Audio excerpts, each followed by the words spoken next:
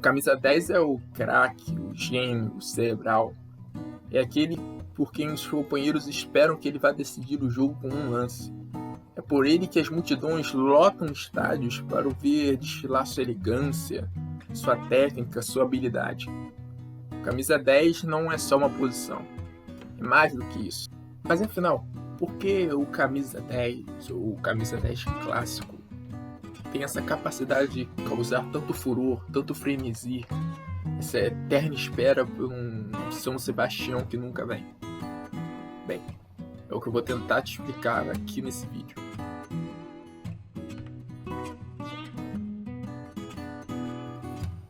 Mas antes de falarmos sobre exatamente o que é o camisa 10, é preciso voltarmos no tempo para entender o que permitiu a existência de um jogador com uma camisa de numeração 10.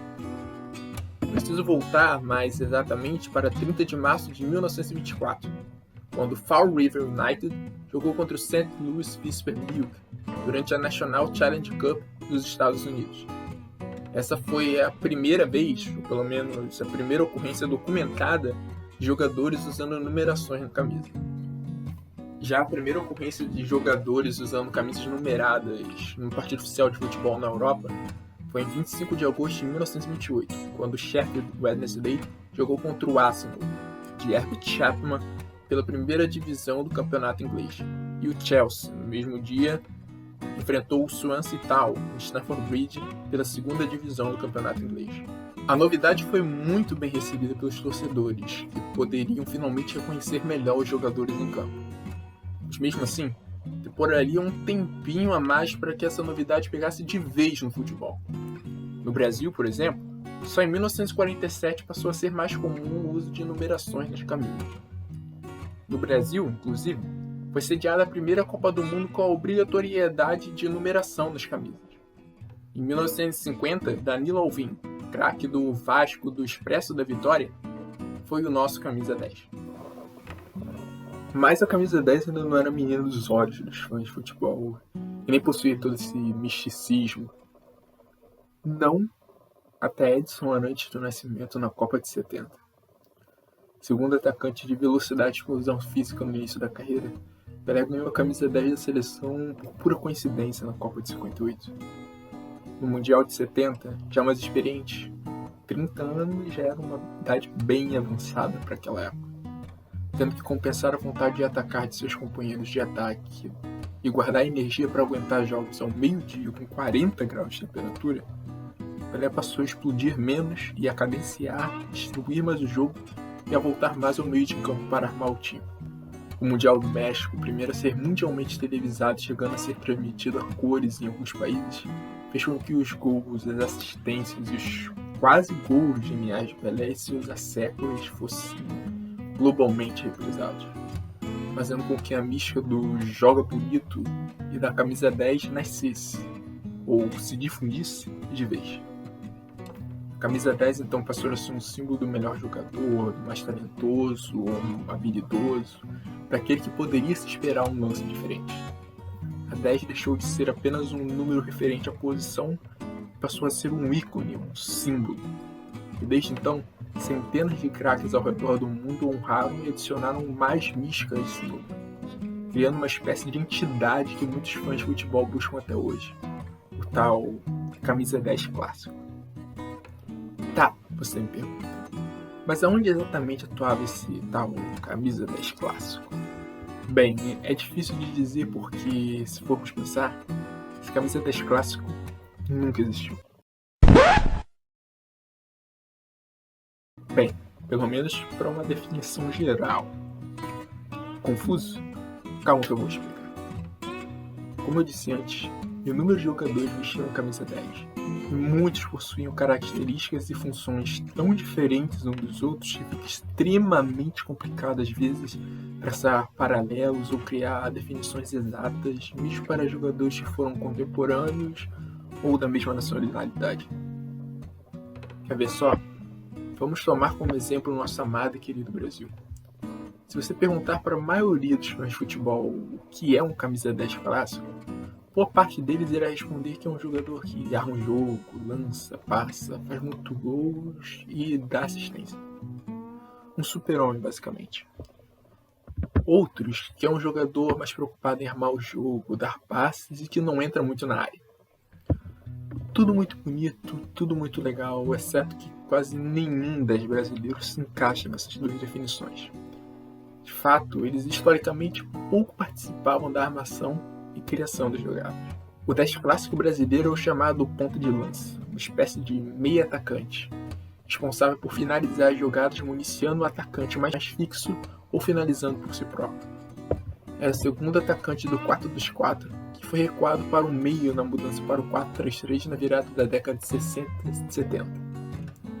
Lógico, eventualmente eles recuavam para o meio e ajudavam na criação, mas em geral, a função dos caras era mesmo meter gol. A armação ficava ao cargo dos meias armadores, os meias centrais, os camisas 8. Zico, o nosso maior camisa 10 pós-Pelé, foi 2 vezes artilheiro do Campeonato Brasileiro. Tem mais de 500 gols na carreira. Como outros exemplos, eu posso dizer Rivaldo brigava por artilharia com atacante, Alex também, Raí e assim por diante. Mas se é assim, por que existe essa concepção errada sobre o que faz um camisa 10 clássico brasileiro? Bem, vocês lembram que eu disse que quem armava o jogo era o meio armador, o camisa 8? Então, ocorre que em muitos times esse meio armador usava 10 ao invés da 8.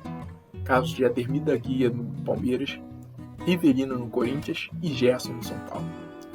Com muitas vezes jogadores com a camisa 8 sendo responsáveis pelo papel de um 10, de um ponta de lança. O que gerava esse erro de compreensão sobre a função do tal camisa 10 clássico que, de certo modo, perdura até hoje. Vale lembrar que nos anos 60 e 70, raríssimos jogos eram transmitidos e poucas pessoas tinham aparelho de televisão, tendo que acompanhar pelo rádio, onde você, obviamente, não tem imagens e não tinha como espectador definir ao certo onde cada jogador se posicionava em campo. E ajudava a causar essa misconcepção sobre o que faz o camisa 10. Porque é óbvio, nenhum jogador no mundo consegue iniciar as jogadas, armar a equipe e ainda pisar na área para marcar gols e ser artilheiro do campeonato. Quer dizer, ninguém exceto esse Monsieur aí. Toda essa confusão sobre o que fazia um camisa 10 ficava ainda pior quando a cada 4 anos as atenções se voltavam para a Copa do Mundo. Você podia ver diferentes craques usando a camisa 10 com estilos e características diferentes, o que adicionava mais mística à camisa e acrescentava mais requisitos ao papel imaginário que a camisa 10 deveria exercer. Mesmo que quase nenhum deles, na verdade, cumprisse todos esses requisitos. Na Itália, a ideia de camisa 10 é bem similar ou se não idêntica ao do Brasil. Os chamados trequartistas e fantasistas jogam na mesma faixa de campo que o nosso ponta de lança. A diferença é que lá se espera que o fantasista dê mais assistências do que gols. Na Argentina, o camisa 10, a imagem de Riquelme, o chamado enganche, é mais preocupado em armar as jogadas, cadenciar o jogo e dar assistências. O gol é uma consequência. Na França, Platini armava, criava e ainda pisava na área para fazer gols. Único da espécie, talvez. Zidane, apesar de ser comumente considerado um camisa 10 clássico, sempre esteve mais para um armador, voltando até a defesa para buscar a bola e iniciar as jogadas, trabalhando a bola e avançando nelas. Nunca foi um jogador de muita presença na área e, curiosidade, nunca nem usou a camisa 10 por clubes. No Cannes, no Bordeaux e no Madrid jogava armando o jogo da esquerda por centro. Na Juventus e nos Blues jogava mais centralizado, mas a função ainda assim era mais armar as jogadas do que finalizar elas. Mas hoje em dia, o que fez o camisa 10 desaparecer das equipes? Bem, primordialmente, a diminuição dos espaços no futebol. No auge dos camisas 10, a área de atuação deles geralmente compreendia uma zona de maior espaço com normalmente apenas um volante marcador para atrapalhar, um drible e já era. Os espaços se encurtaram, o meio está mais congestionado e jogadores mais centralizados devem ser capazes tanto de armar quanto de contribuir na marcação, para o adversário não ter superioridade nem na fase defensiva e nem na ofensiva. O futebol é menos dos meias atacantes e dos meias armadores e mais dos todo-campistas. Em suma, o camisa 10 significou sim o craque ou mais talentoso do time por muito tempo. mas a mística que jogadores de características, funções e até posições diferentes adicionaram a essa camisa fez com que uma concepção impossível na prática fosse criada. A busca e idealização de camisa 10 clássico que nunca existiu é uma perda completa de tempo.